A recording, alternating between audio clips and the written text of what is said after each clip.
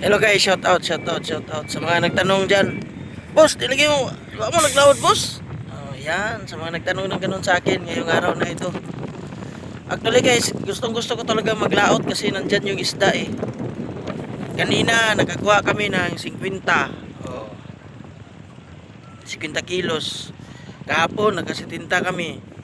Wala. Ah, ibig kong sabihin, yung isda nandito na. Pero, talagang minsan i-consider natin yung panahon. Yung sa pantihan kasi, ang kailangan kasi na magkasama dito is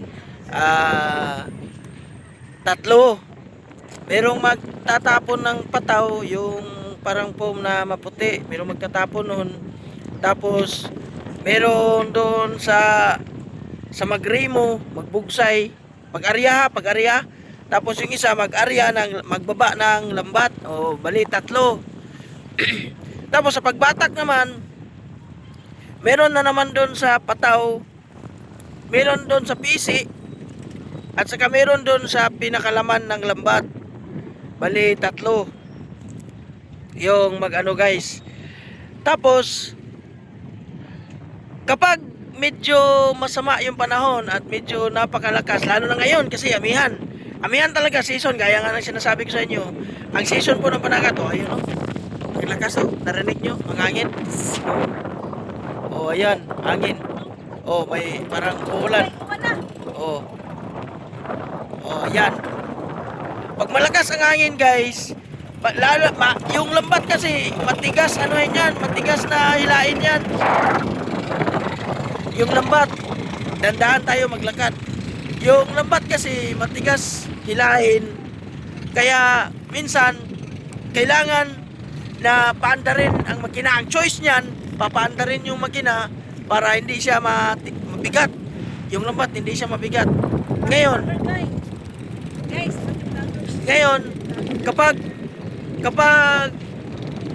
mapaandar na yung makina, kasi mayroong tao doon sa makina, yung isa na nandoon, yung dalawa, yun na lang yung may iwan doon sa lambatan, sa pisi, sa pataw, at saka sa laman.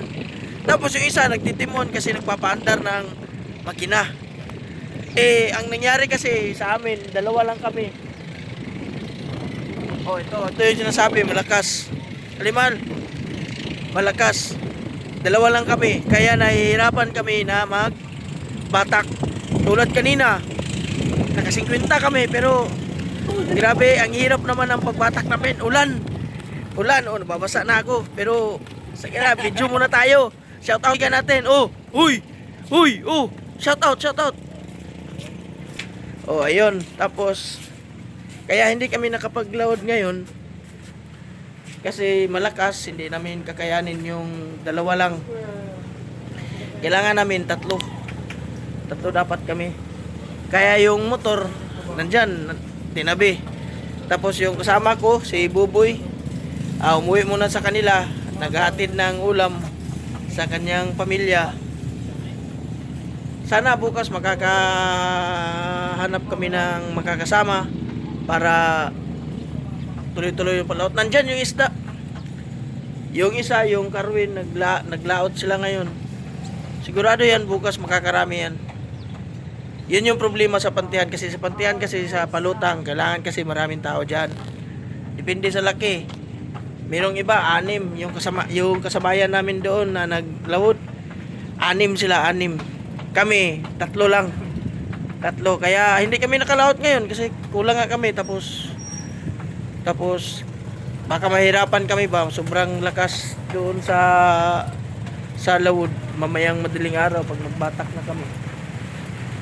Kaya pahinga muna. Di bale, bawi tayo, may bukas pa. Bawi tayo, no. Doon na lang muna tayo. Di tayo load, kailangan kasi 3. Yun nga, tulad ng sinabi ko. Doon na muna tayo. Maraming salamat.